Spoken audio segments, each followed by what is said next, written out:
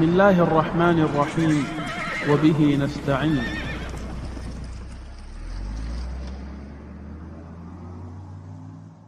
بسم الله الرحمن الرحيم. الحمد لله حمدا كثيرا كما أمر، وأشهد أن لا إله إلا الله وحده لا شريك له إرغاما لمن جحد وكفر، وأشهد أن سيدنا ونبينا محمدا عبده ورسوله سيد الخلائق والبشر، صلى الله عليه وعلى آله وأصحابه، ما اتصلت عين بنظر وسمعت أذن بخبر. أما بعد.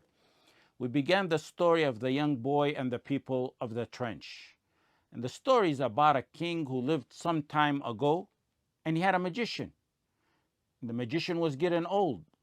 So he told the king that he's getting old and he needs someone to teach magic to so that he can carry it on. And the king sent the magician, a young youth, to teach him the shirk of magic.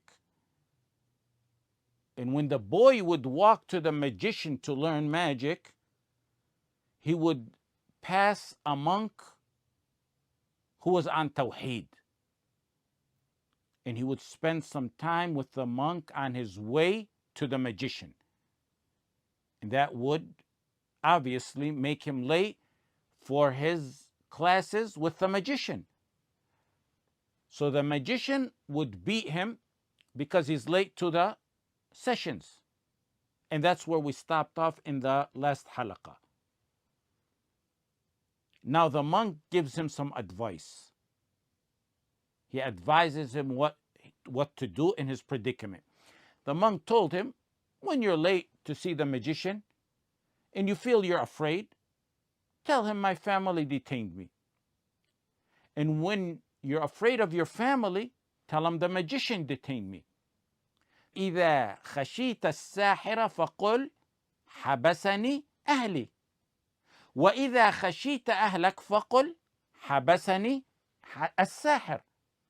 The monk told the boy basically to lie.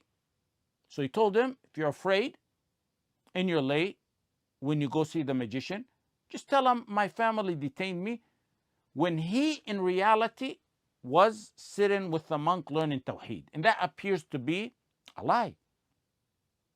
However, when examining what the monk said, there's several explanations. First of all, many ulama pointed out that lying is not haram in of itself. It's haram, it's prohibited because of its evil effects and the harm that it entails. And that's why in certain matters where the benefit outweighs the evil and harm, it's permissible to lie, like in times of war or to unite among disputing Muslims. It's possible that the monk saw the benefit in this matter greatly outweighs the harm. And he possibly saw that it falls under the rulings of lying during war.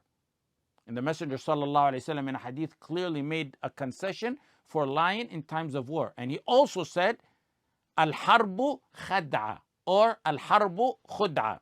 And side issue, both are linguistically correct. Khud'a and khad'a are both linguistically correct.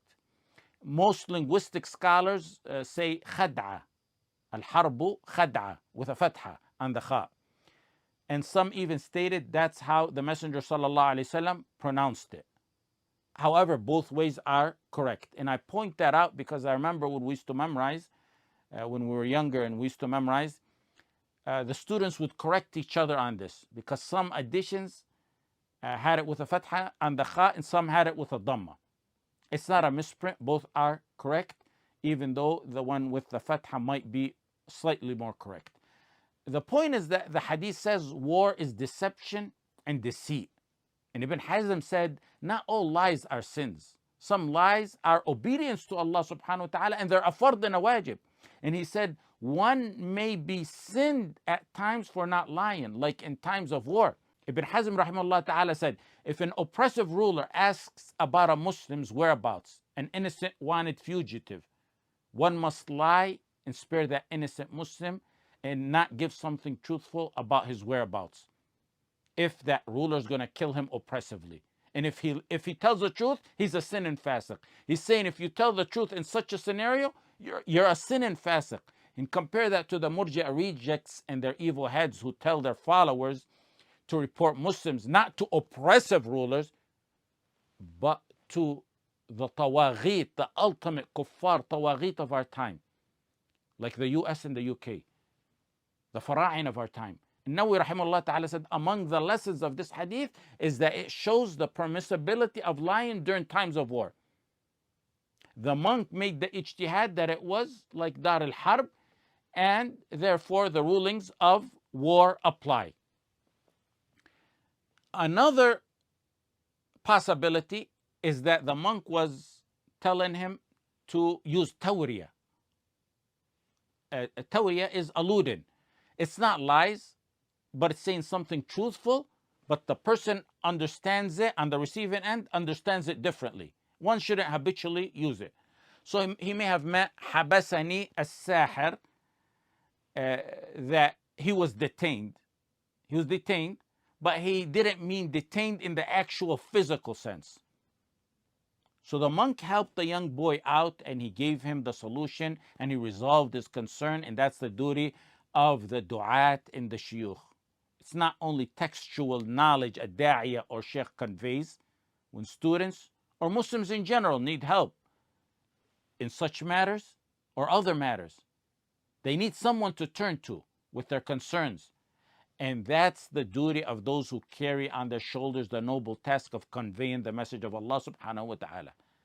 Unfortunately today, someone was in such a predicament like this young boy, and he went to some of the local masajid or some shuyukh, they may report him to the authorities and add to his misery.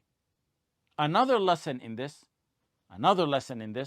is that when there's exceptions, when there's rukhas like this that are permissible for a muwahhid and a muwahhida to use, exceptions that may ease the hardship and lessen the suffering, which don't violate the sharia, they should be taught and used.